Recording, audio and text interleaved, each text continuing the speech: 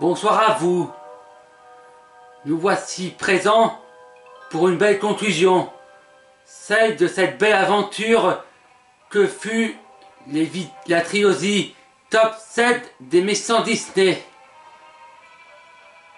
Pour finir, j'ai choisi un thème particulier, celui des méchants Disney qui finissent impunis. Car oui, si la plupart d'entre eux sont tués, enfermés ou punis d'une certaine façon,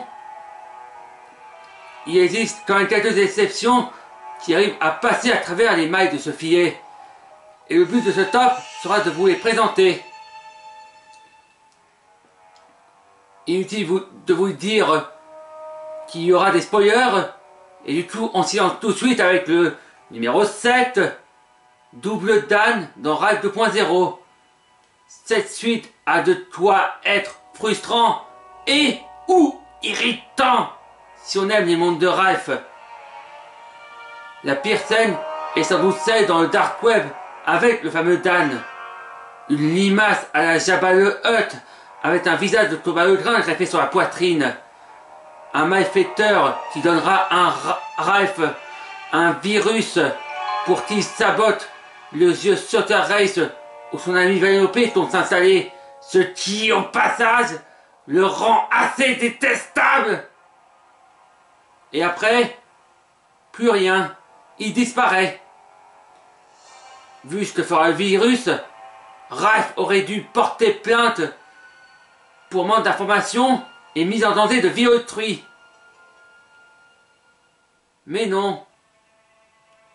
Il n'apparaît plus, reste impuni et oublié aussitôt le visionnage fini. Numéro 6, Grand-mère Lee dans Alerte Rouge. Les figures d'autorité parentale toxiques sont devenues monnaie courante chez Disney et Alerte Rouge en est l'apposé. Si l'antagoniste principal reste Ming, la mère de May, sa mère à elle n'est pas en reste, vu qu'elle est à l'origine de son comportement toxique et qu'elle fout en plus la pression à sa petite fille au sujet de son panda.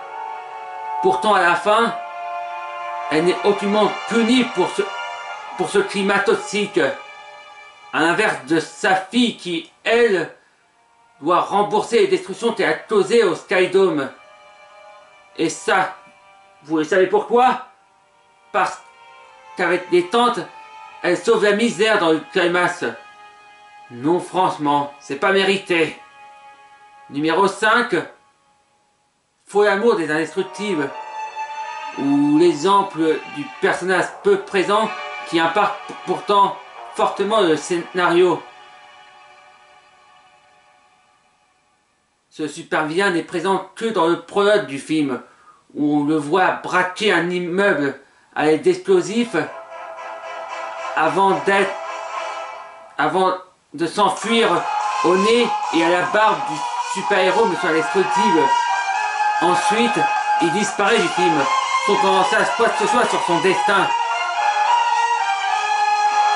Ce qui lui vaut d'être au-dessus des deux précédemment cités, c'est l'impact qu'a son intervention sur le scénario du restant du film, ainsi que sur la suite.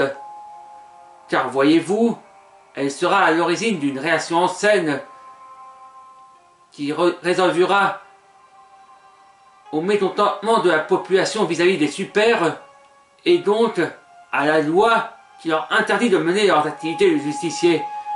Bref, sans lui, il n'y aurait pas eu de film. Numéro 4, Udaya Blind dans The Owl House.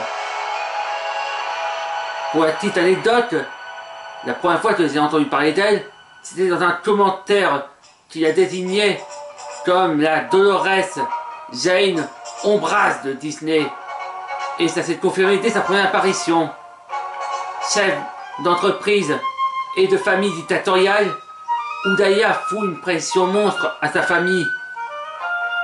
Et en particulier à sa plus jeune fille, Amity, à qui elle avait des années auparavant interdit d'être amie avec Willow, et des années après a tenté de faire expulser ses amis d'Eastside.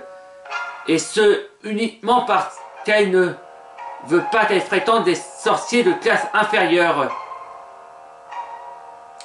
Elle fut une menace crédible durant la seconde saison. Le souci qu'il y a, c'est sa conclusion.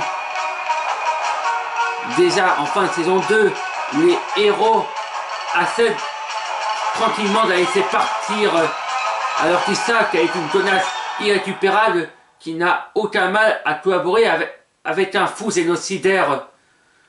Mais surtout, il y a la saison 3 où elle sera réduite à être la femme de ménage du collectionneur, en plus de n'avoir que 2 apparitions anecdotiques. Grâce à la technologie, nous sommes devenus un village mondial. Et je trouve que c'est puissant. Et les seules choses qu'on sait sur son destin, c'est Dana Terrace, la créatrice des atomes unités. Même si bon, on pouvait bien deviner cela. Bref, cela l'empêche d'atteindre le podium qui est tenu par le numéro 3, Mr. Bede dans Zootopie. Alors oui, vers la fin, il aide les héros dans leur enquête, mais il reste un méchant de par son statut de mafieux.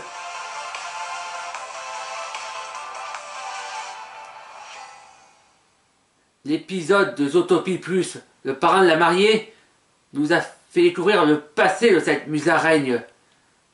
De son arrivée à Zootopie, à la création de Little Rodentia, en passant par les origines de son lien avec les ours et de son empire du crime. C'est d'ailleurs ce background qui lui vaut cette 3e place. Mais il reste malgré tout un criminel impuni.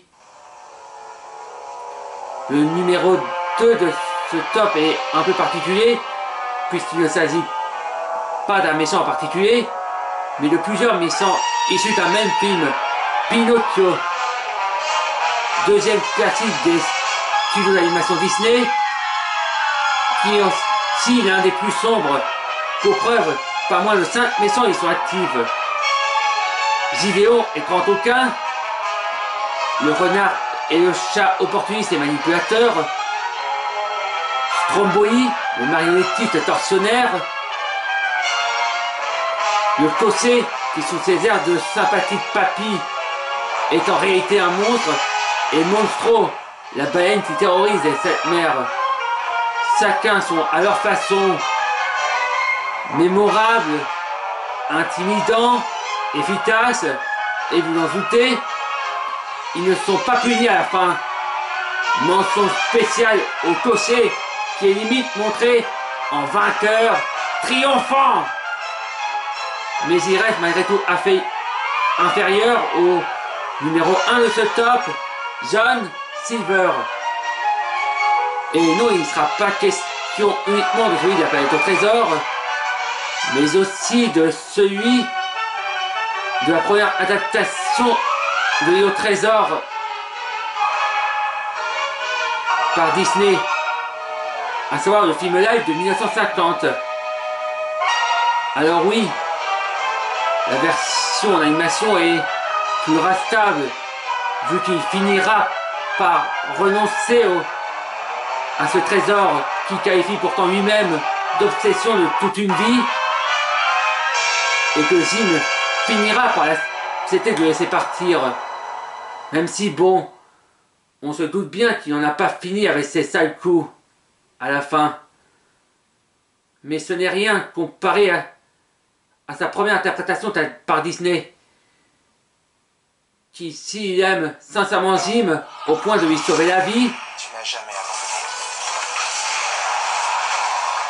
finira malgré tout par s'enfuir avec une partie du trésor Moi non plus. sous les yeux des héros. C'est mon pouvoir. Ma responsabilité. En Je suis Spider-Man. fuyant ainsi en toute impunité, après avoir pourtant joué un double jeu, mis un équipage entier en danger, et avoir en plus massacrer ses propres hommes. Bref, un méchant impuni dans toute sa splendeur. Et vous comprenez donc pourquoi il est le premier de ce top. Les achats en ligne comportent des risques numériques. C'est pourquoi vous devez activer NordVPN. Évitez les sites de phishing et chiffrez vos données en ligne. Voilà, Profitez cette de trilogie l'offre est conclue maintenant. J'espère qu'elle vous aura plu. En tout cas, ce fut une belle aventure et je vous dis à la prochaine pour de nouvelles vidéos.